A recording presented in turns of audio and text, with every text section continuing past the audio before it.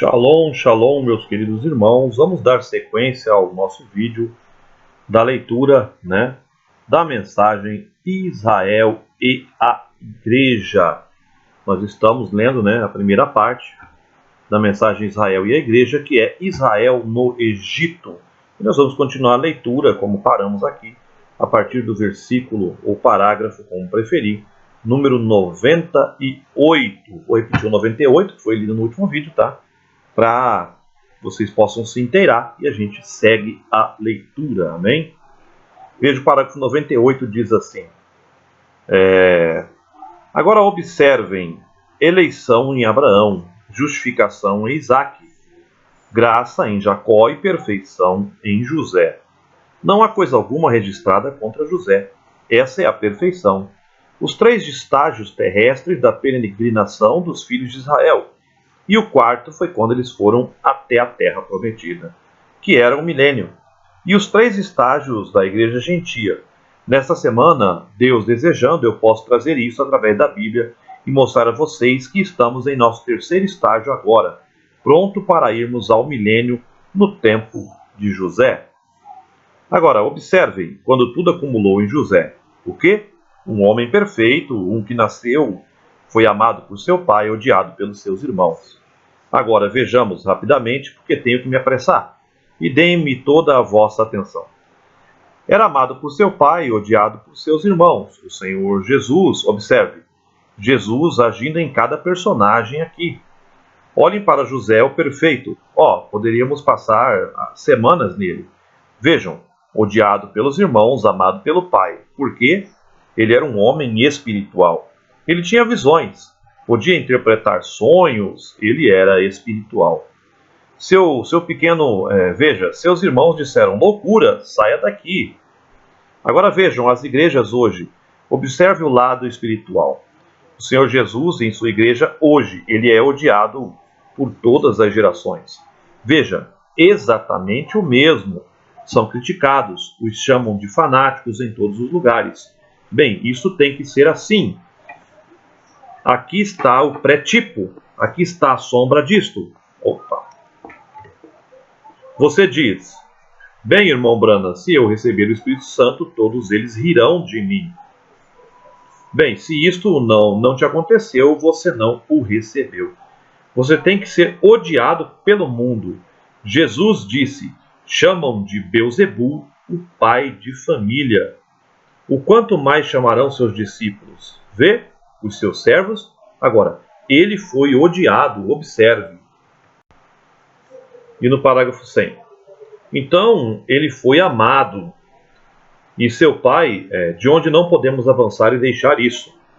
Seu pai deu-lhe uma túnica de muitas cores, correto? Agora, se você observar, aquela túnica não tinha costura, a qual representava o Espírito Santo que cobria o seu corpo. E hoje é o Espírito Santo que encobre a igreja. O manto de muitas cores. E há 7 cores no arco-íris, vê? E são 7 cores perfeitas, todas as cores que temos. E elas se harmonizam formando o arco-íris. E um arco-íris na Bíblia significa um pacto. E Deus fez seu pacto com Noé, que não será mais por água, mas será por fogo da próxima vez. Ele lhe deu o sinal do arco-íris e nós ainda o temos, correto? Agora, se você abrir, se eu tivesse tempo de entrar nessas outras escrituras, eu entraria. Mas veja, em Apocalipse capítulo 1, e quando João o viu de pé, um semelhante ao Filho do Homem, no meio dos 7 castiçais dourados, os quais eram as 7 eras da igreja, e começamos com Éfeso e terminamos em Laodiceia, a era da igreja morna, onde nós estamos agora. Tendo forma de piedade, mas negando a eficácia da mesma. Indo à igreja e pessoas vindo e dizendo, aceitem a Cristo e colocando o nome deles em algum livro, mas negando o batismo do Espírito Santo e o poder e os milagres, sinais e maravilhas. Vê? Estão zombando dele na era da igreja de Laodiceia, que é vomitada da boca de Deus. E o eleito subirá. Aleluia! Algo entra em minha alma quando penso nisto, meus amigos. O mundo em sua condição hoje. Bem, e ali estava ele de pé, o quê? E o aspecto dele era semelhante à pedra de jaspe e sardônica, O que era jaspe era a pedra de Ruben, e o que era a de sárdio ou sardônica, Benjamim, o primeiro e o último. O aspecto dele era semelhante à primeira e à última, e um arco-íris ao redor de sua cabeça, sobre os 7 castiçais de ouro. Um arco-íris é um pacto, veja, que Deus tinha feito através de Abraão, através de Isaque, por meio de Cristo, através da igreja, pelo batismo do Espírito Santo. A túnica de 7 cores que estava sobre José, que esteve sobre Jesus, está hoje sobre a igreja, protegendo-a. O corpo foi coberto pelo manto, e a igreja não é você, é o Espírito Santo que te cobre com o sangue. O pacto de Deus, predestinado desde antes da fundação do mundo. Aleluia! Eu simplesmente tive que deixar isso sair, correto? Isso estava quase me explodindo. Mas notem, permitam-me dizer. Vocês poderiam pensar que eu estou louco. Se estou feliz, deixa-me em paz, entendem? Permitam-me dizer-lhes algo. Como posso evitar de estar feliz sabendo o que sei? Como posso segurar para mim sabendo o que sei? Estou tentando levar isto até as pessoas. Que coisa! Isso deixaria qualquer um feliz. Que coisa, correto.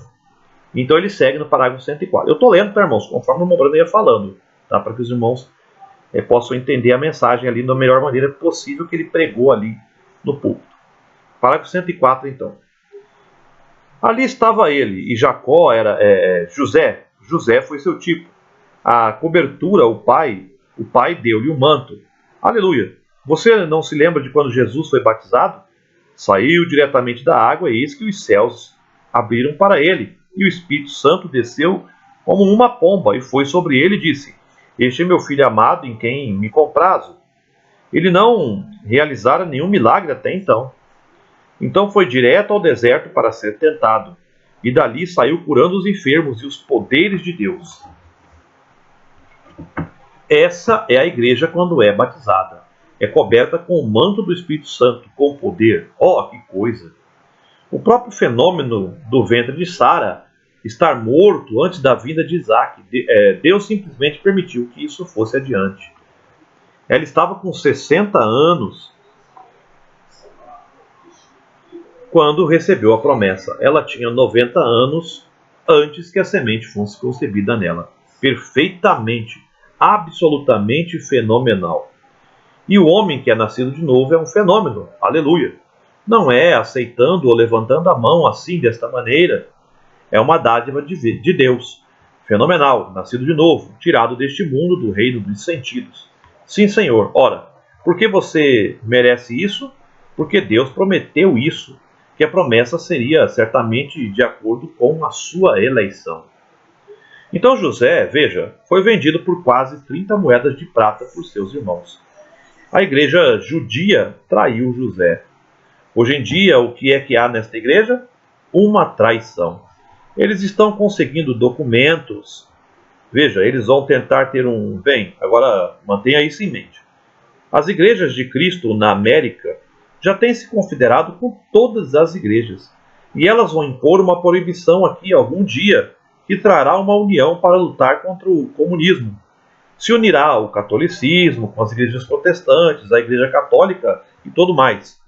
E as interdenominações que se posicionarem pela verdade e fugirem deste dogma que eles levantaram serão perseguidas. A marca da besta, o selo de Deus, o confronto logo começará.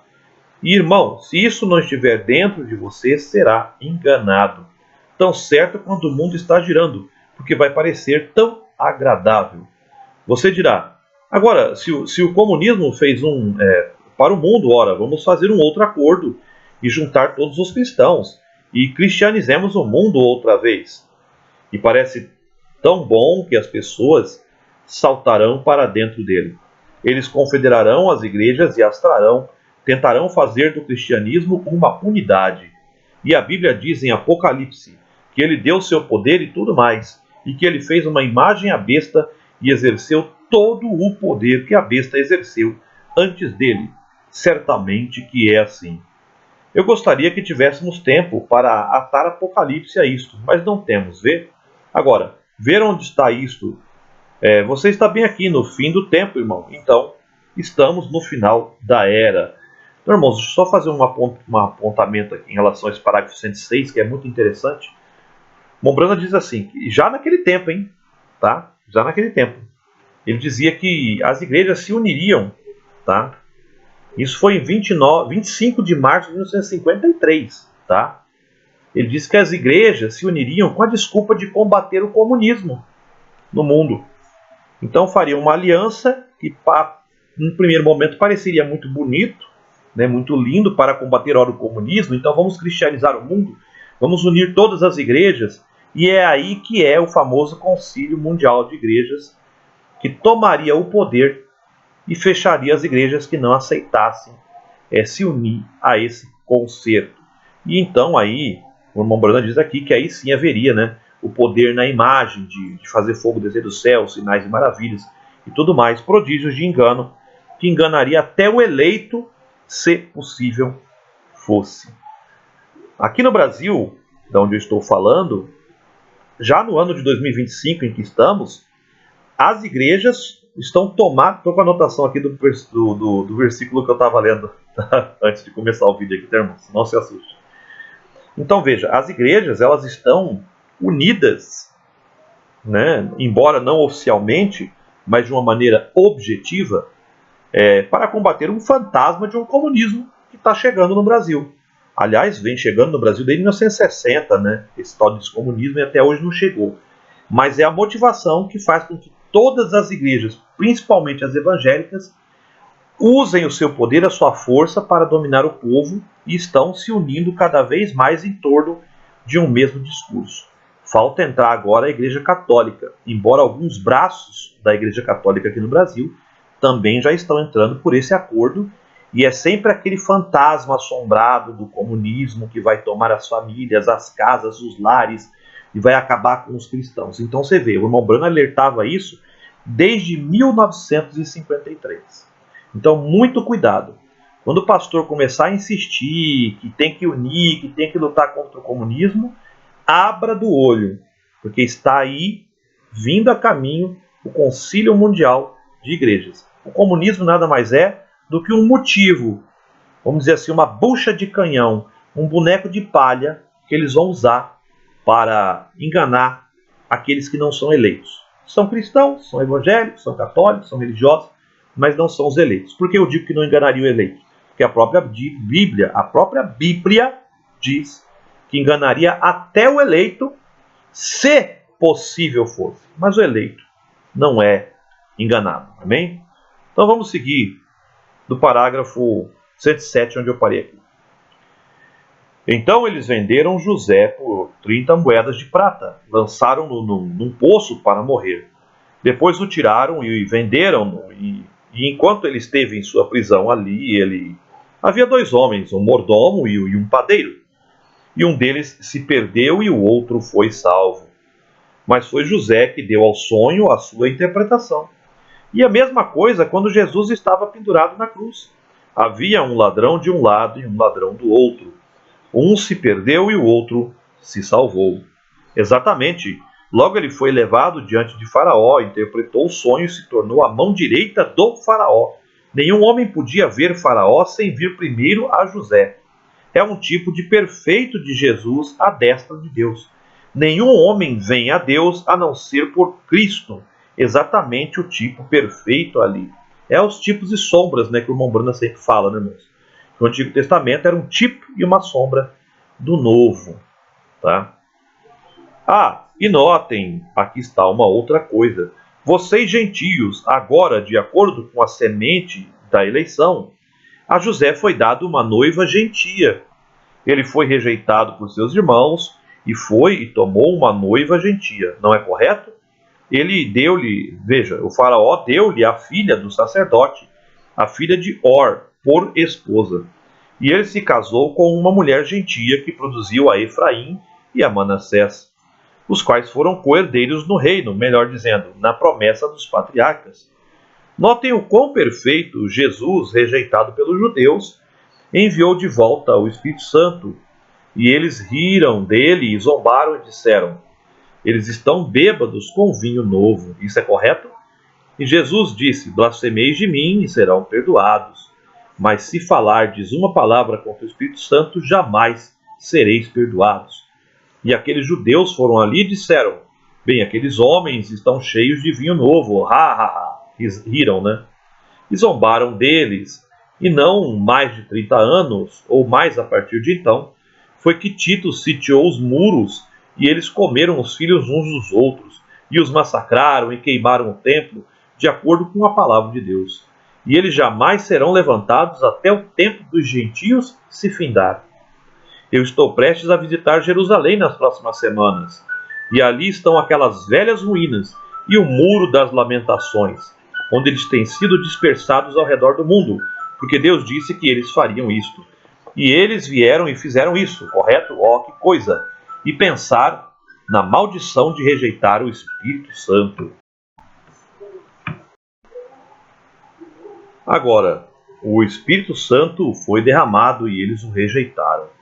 E quando os judeus o rejeitaram, os gentios o receberam, o qual era um tipo da noiva. Ele disse que ele chamaria um povo dentre os gentios para o seu nome. Aquela jovenzinha sentada ali atrás era uma broi. Ele fala de uma menina que estava sentada ali, uma jovem, lá no culto que eles estavam tendo no tabernáculo, tá? Então veja, aquela jovenzinha sentada ali atrás era uma broi. Ela agora é uma brana. Ela é minha esposa. E a noiva de Jesus Cristo será a Senhora Jesus Cristo. Aleluia. Batizada em seu Espírito, em seu nome, cheia com seu poder, vestida da sua retidão. Aleluia. Ali está ela. E agora notem, essa foi a noiva gentia. Agora eu lerei o restante antes de encerrarmos. Aqui está a história mais triste que vocês já viram no tempo do fim, onde estamos no tempo final. A noiva gentia já tem sido escolhida, tem sido tirada. A coisa está como que para acabar. Agora ouçam aqui no capítulo 41. Ele lê: e aconteceu que, isto é no fim da era dos judeus agora, e logo encerraremos. Ao fim de 2 anos inteiros, Faraó... Não, espere um minuto, eu estou no capítulo errado aqui. Tenho certeza, 45, eu quero dizer ao invés de 41. Você vê que eu estou lendo, tá, irmãos? Conforme foi colocado aqui, tá? Para não perder nenhum detalhe. Eu podia corrigir aqui e já pular para o versículo 45, onde ele corrige ali, mas eu estou lendo da maneira com que ele pregou, tá? Então veja. Não, espere um minuto, eu estou no capítulo errado aqui. Tenho certeza, 45, eu quero dizer ao invés do 41. Então José não se podia conter diante de todos os que estavam com ele e clamou: fazei sair daqui a todo o varão. E ninguém ficou com ele, quando José se deu a conhecer a seus irmãos, aqueles que antes o rejeitaram. Agora, apenas um momento antes de irmos. José, depois de todos esses anos, tinha estado ali. Houve uma fome em toda a terra, Deus movendo-se. José tinha se tornado a mão direita do faraó. E seus irmãos que o tinham vendido, ele havia visto uma visão deles vindo, inclinando-se diante deles. E eles o achavam de um sonhador e vidente, e chamavam disso, que tinha visões e tentaram matá-lo. Assim, veja, Jesus predisse a esses judeus sobre o que eles eram e o que eles tinham feito e o que aconteceria. Falou-lhes acerca do Senhor da casa que enviou seu próprio filho e seus servos, como eles o mataram e tudo mais. É uma parábola de Jesus, né, irmãos? Mas o que seria então quando o Senhor da colheita viesse e encontrasse aqueles servos ímpios? Agora apenas um momento. Aqui está José, um tipo perfeito, estando ali como os judeus, retornando nos últimos dias, no fim, para a entrada do milênio, quando os judeus serão salvos novamente. E eles olharam em José, você sabe como ele foi enviado ali, como Israel enviou ali a seus filhos. Eles tinham um pouco de grãos, eles estavam morrendo de fome, e José tinha interpretado o sonho do rei. E como eles armazenaram grãos, o único lugar no mundo, praticamente, que tinha comida. O perfeito tipo da igreja hoje, o único lugar que tem alimento espiritual, é repartido no reino de Jesus Cristo. Vocês poderão ir e tomar velhos credos da igreja e recitar alguns credos dos apóstolos e o que vocês queiram fazer. Mas, irmão, o Espírito está na igreja do Deus vivo, que é nascida de novo e é o único lugar onde há alimento. E esses judeus vão reconhecer isto num dia destes. e eles estão vindo.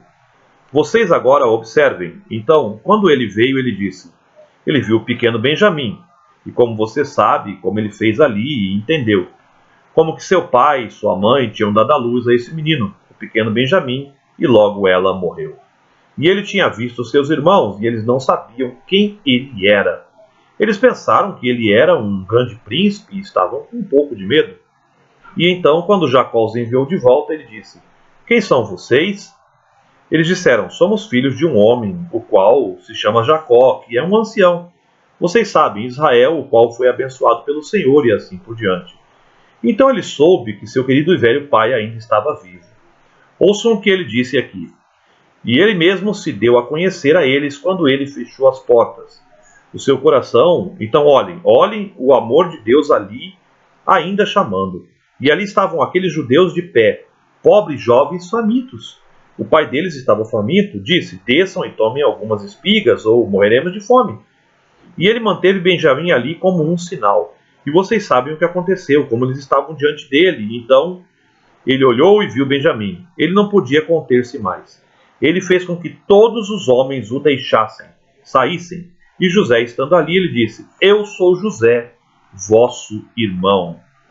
E os seus irmãos apenas lhe disseram: temos um irmão que morreu, que foi morto pelas bestas. E ele estava falando bem com seu irmão. Aquele era seu irmão José, ele estava ali, bem ali na frente deles. E ele fez com que todos saíssem. Então ele mesmo se revelou. Ele disse: eu sou José, o vosso irmão.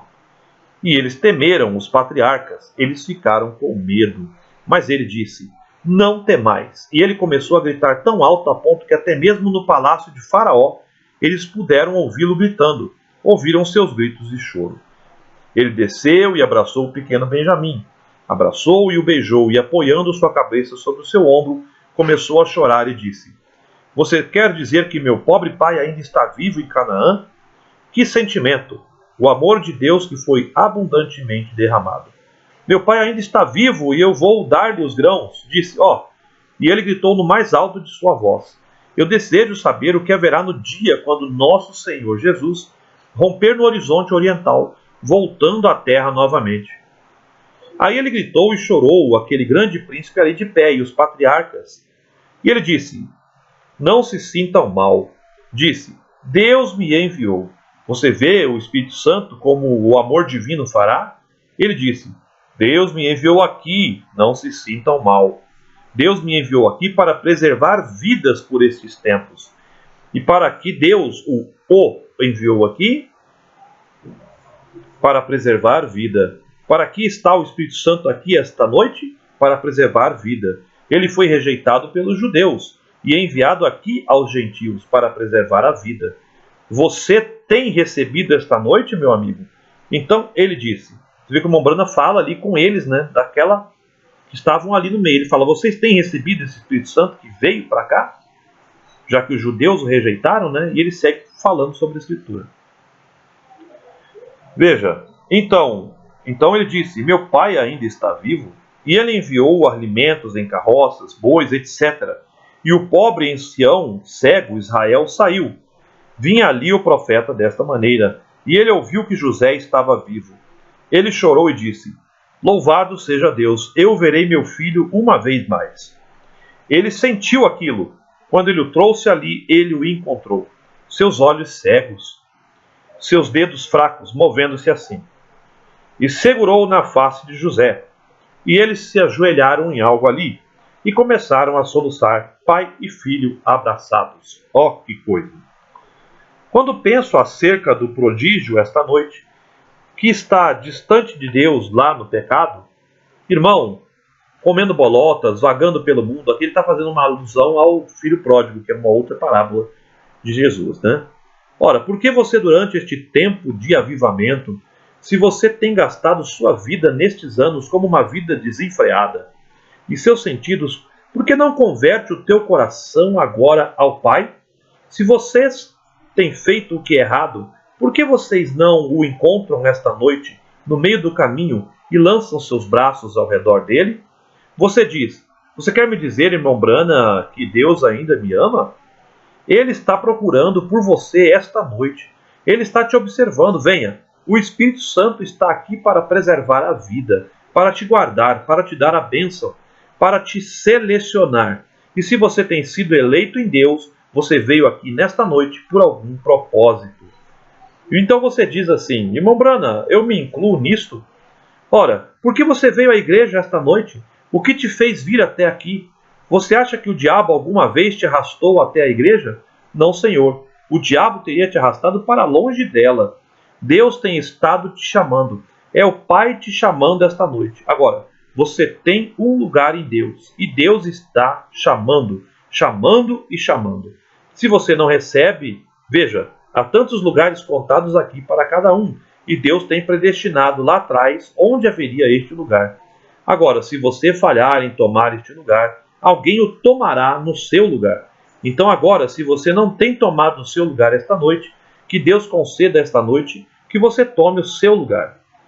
Então ele segue dizendo: amanhã à noite iremos, eles ficaram no Egito por anos, e agora amanhã nós vamos trazê-los sob o cordeiro sacrificial, e trazê-los ao deserto até o Jordão, e então atravessá-los pelo rio até a outra terra do deserto. Que o Senhor abençoe a cada um de vocês. Tem sido duro esta noite, foi demorado, eu sei. Tem sido difícil e puxado, cerca de 1h30 aqui ou mais, e indo através das Escrituras severamente com isto. Mas irmão, irmã, você percebe nesta noite que isto é eleição em Deus? Quantos creem na eleição em Deus? Quantos creem que Deus elege e te chama? Que Ele é aquele que faz isto? Agora, vocês estão felizes? Vocês creem nisto? Vocês creem nesta noite que vocês podem se posicionar agora, amanhã, e dizer: Satanás, veja, você tem me empurrado por aí, você tem feito isso e feito aquilo comigo. E em meu coração o tempo todo tem havido algo que está se batendo, empurrando-me em direção a Deus. Agora eu percebo qual é o meu chamado. Eu jamais estarei satisfeito ali fora. Eu não posso ficar satisfeito ali fora porque Deus tem me chamado. Estou pronto agora a lançar estas coisas de lado e ir a meu Pai Celestial para viver com Ele. Quantos aqui dentro gostariam de dizer: veja, irmão Bill, esta noite... Irmão Bill era ele mesmo, tá, irmãozinho? William, a abreviação não sei porquê, lá no inglês é Bill, tá? Irmão Bill, desta noite em diante estou prometendo a Deus que vou servi-lo. E sei que estamos no final da estrada e sei que não nos resta muito tempo, não temos mais tempo. Mas pela graça de Deus, nesta noite eu quero fazer uma limpeza profunda. Eu vou servir a Deus. Você levantaria sua mão? Deus abençoe seu coração, correto. Quantos aqui se sentem assim e diriam: irmão Bill, eu não tenho isto em mente desta exata maneira ainda, mas orarás por mim para que Deus me tenha lá naquele dia? Para que Deus me dê mais um chamado em meu coração? E eu virei se Ele me chamar uma vez mais, eu virei. Levantaria sua mão? Então está você bem preocupado acerca disso essa noite? Deus te abençoe, senhora. Deus te abençoe, senhora. Agora, mais alguém agora dirá: Deus te abençoe, senhor. Deus te abençoe, senhora. Deus te abençoe. Então ele começa a cumprimentar o pessoal que estava levantando as suas mãos ali, né? Alguém mais diria: irmão Brana, eu não sou o que eu deveria ser esta noite. Eu sei que não sou. Eu tenho entristecido meu Senhor, mas algo em meu coração me tem dito que eu devo ser um cristão e eu quero servir a Deus. Está esta pessoa aqui esta noite, que jamais tem dado esta partida? Agora eu quero que vocês sejam honestos comigo agora, encerrando, que saibam isto, que algo por algum tempo, durante sua vida, tem me falado que você deveria servir a Deus. Você tem sentido isto. Você não tem dado a partida ainda, mas algo tem te dito isto. Eu não sou do tipo de pessoa que vai atrás e traz você até aqui. Não, não. Se o Espírito Santo, através da pregação da palavra, não fizer isso, então isto não me fará bem algum. Vê? Correto. Você é quem tem de fazer a sua escolha. Mas sejam honestos o suficiente comigo e digam: irmão Bril, tem havido algo em mim por anos, ou vezes, ou o que for, que tem me chamado, que tem me dito como se eu deveria entregar-me a Deus, e eu ainda não tenho feito isso. Ore por mim, irmão Bill, que seja um homem ou uma mulher suficiente para fazer isso. Levantem a mão em todo o edifício agora. Quem sente que Deus os abençoe. Alguém mais aqui diz: algo tem me chamado em meu coração e eu não tenho me rendido ainda? Apenas levante a mão, diga: sou eu. Eu não tenho me tornado um cristão, mas eu quero ser. Eu quero que ore para que Deus não me rejeite até que eu faça a minha decisão. Você faria isso? Levante a mão. Deus te abençoe, Senhor. Isso é muito bom. Apenas levante sua mão e diga: eu quero que ores, irmão Bill, para que eu não rejeite a Deus. Deus te abençoe. Então, bem, agora, alguém mais? Alguém mais aqui? Sejam honestos. Agora vejam, se o doutor vem à sua casa antes de raiar do dia, toma seu pulso, afasta-se e diz: não, ele não sairá dessa, ele já era. Como você gostaria de ter levantado esta mão esta noite? Isso poderia ter significado algo. Ore por mim, irmão. Eu não sei quem é você, a menos que você me faça saber. A igreja não sabe quem é você, mas se você levantar a sua mão, Deus reconhecerá isso. Isso não te salvará, não. Mas isso te dará um bom início. Isso te dará um bom início. Então, talvez, antes que o avivamento acabe, você dê seu coração a Cristo. Agora, tem sido duro esta noite. Vamos tentar ir mais além, ao sólido na palavra. No princípio, quero dizer, enquanto vamos adiante. E aí ele pergunta: mais alguém? Uns 5 levantaram a mão. Alguém mais? Eu poderia ter apenas 6 ou 7. Agora, eu quero que sejam honestos, hein? Deus te abençoe, jovenzinha. Agora eu sei que há mais uma pessoa aqui que deveria ter levantado a mão. Agora, apenas levante sua mão e diga: irmão Bill, ore por mim. Eu não vou onde você está. Eu vou orar por você daqui mesmo. Então apenas diga: lembre-se agora que eu não sou um cristão, mas eu sempre tinha sentido isso, que deveria ser, e agora sei que não sou um cristão. Há mais alguém? Levante a sua mão então, e estou para encerrar. Então ele diz: toque o piano, Ted, se desejar. Então ele segue, né, irmão, fazendo a chamada de arrependimento aos irmãos ali, que levantariam a mão ou não, e ele diz assim: vejam, se Deus ouve minha oração para abrir os olhos do cego, abrir os ouvidos do surdo, curar o que está aleijado, congressistas, reis, potentados, monarcas, todos os aleijados sendo curados, vejam, ao redor de todo o mundo, milhões e milhões, eu me arrisco a dizer isso com veracidade em meu coração. Cerca de milhões de pessoas que eu saiba ouviram a mensagem.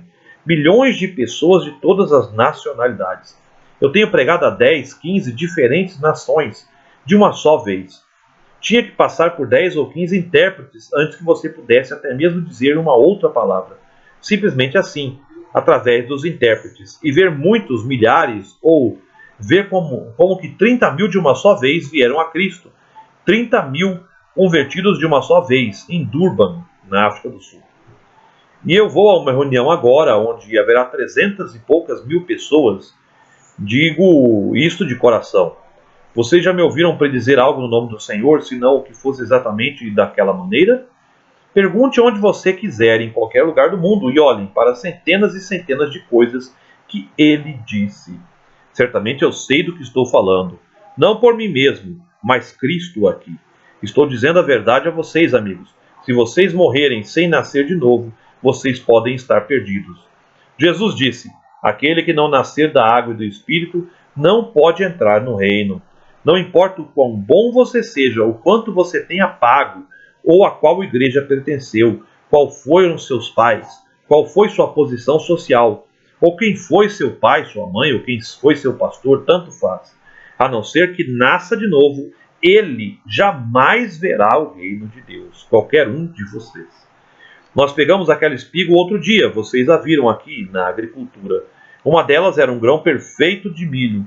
Certa quantia de cálcio, tudo que estava neste grão estava no outro grão. Um cresceu ali no campo e o outro não. Tomaram um punhado de cada, eles o enterraram. Não houve um que não fosse feito com cada ingrediente que estava no outro, feito em forma semelhante e tudo mais. Nenhum daqueles brotou, mas cada um destes outros aqui brotaram. Por quê? Eles tinham um germe de vida neles. Há homens e mulheres aqui esta noite, agora, e ao redor do mundo que vão às igrejas, pertencem à igreja, professam ser cristãos e não têm o germe da vida neles. Eles não podem vir, não há maneira pela qual eles possam ressuscitar. Não se enganem, amigos, examinem-se a si mesmos. Cabe a vocês, isto está em vocês, é a vossa decisão. Que o Senhor vos abençoe enquanto inclinamos a cabeça. Então eu vou fazer a oração final aqui que ele faz, e nós já vamos encerrar esse vídeo. Eu sei que está passando um pouquinho do tempo, 5 minutinhos aí, mas aí como já é o final, nós vamos terminar para a gente já começar depois os vídeos da outra mensagem, que já é a segunda parte, Israel no Mar Vermelho, ok? Ele ora assim: Pai, neste culto desta noite eu tenho dito coisas duras, difíceis, cortando forte, mas tu disseste que o evangelho é mais afiado do que uma espada de 2 gumes, que penetra até mesmo a medula do osso e discerne os pensamentos da mente. Deus, livre-nos de termos qualquer coisa a menos do que isto. Agora, te agradecemos pela eleição, te agradecemos por nosso chamado, e agora em nossos corações o Espírito Santo tem nos guardado todos estes anos. Como te agradecemos! Sublime graça pensar que viemos da sarjeta do pecado nos dias passados, e como tu tens sido bom para conosco. E tu amas a estes homens e mulheres que agora estão aqui no mundo, sabendo que haverá apenas mais algumas viradas do sol, e será tarde demais então. Num destes dias qualquer, será tarde demais. Eles serão cortados e rapidamente, sem remédio, sem nenhuma misericórdia. E tu disseste que tu apenas ririas em suas calamidades. E pensar neste mundo, num destes dias, quando os ventos uivantes vão soprar através deste velho mundo, quando eles pudirem em meio às bombas atômicas, atirando-o para além da esfera do Sol, e ventos uivantes soprando 500 anos a partir desta noite, e haverá tumbas escondidas na areia, que talvez tenham estado os nossos nomes nela. Lá no redemoinho de ventos aterrorizantes, o calor devastador do sol. Mas onde estará a nossa pobre alma? Deus quis que esta seja uma noite em que o destino eterno de alguns seja decidido. Conceda isso, Senhor, que cada pecador aqui, estes homens e mulheres, jovens mulheres e assim por diante, que levantaram suas mãos e disseram que são pecadores e querem ser lembrados em oração, ó Deus, que o Espírito Santo conceda isto agora mesmo, e que eles aceitem a Jesus Cristo como seu Salvador. Que sejam cheios do Espírito Santo. Conceda, Senhor, que estes desviados e estes que estão frios e distantes de Ti, que venham correndo esta noite, como um grupo de crianças que está morrendo de fome, correndo ao redor da mesa de Deus, dizendo: eu quero ser alimentado. E que Tu o faças, Senhor. Eu te agradeço por esses queridos santos de Deus que levantaram suas mãos. E através das lágrimas e orações e assim por diante, eles têm permanecido fiéis para esta hora. Abençoe estas palavras nesta noite, Senhor, embora tenham ido de um lado ao outro da Bíblia, deformados e talvez Tu possas encaixá-los nas mentes das pessoas.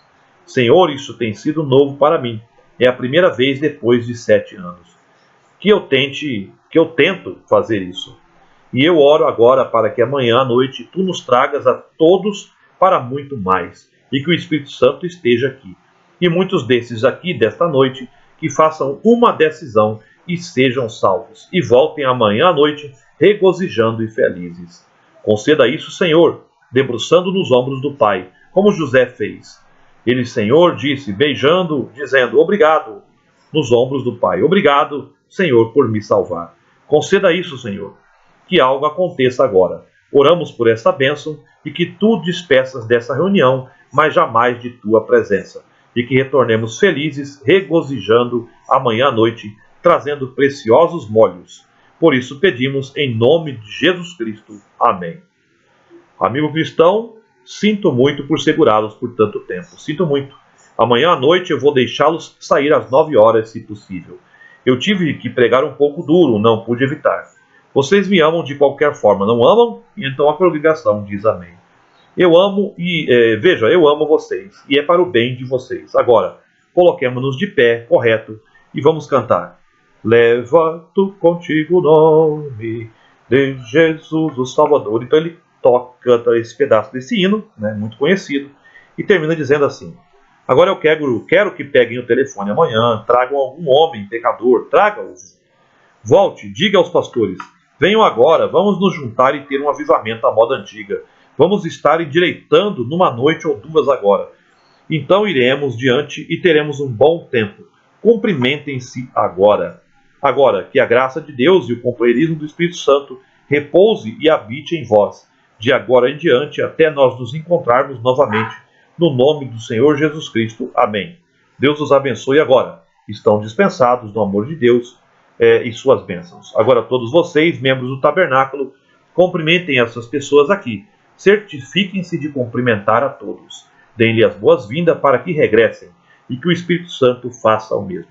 Agora apenas, amigavelmente, esqueçam suas diferenças. Amém. E assim encerra-se, a mensagem Israel no Egito, que é a primeira mensagem aqui, irmãos, da série Israel no Egito. Amém?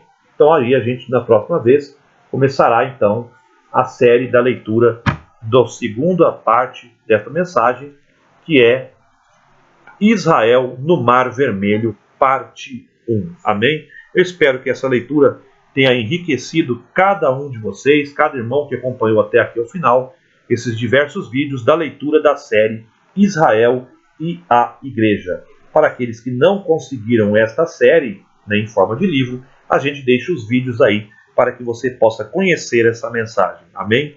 Espero que me perdoem por alguma falha, algum erro, mas a leitura é o mais importante. Amém? Vamos ficando por aqui e a gente volta então com a segunda mensagem desta série maravilhosa, Israel e a Igreja. Amém? Fiquem todos com a paz de nosso Senhor Jesus Cristo e que sejam ricamente abençoados no nome do Senhor. Amém.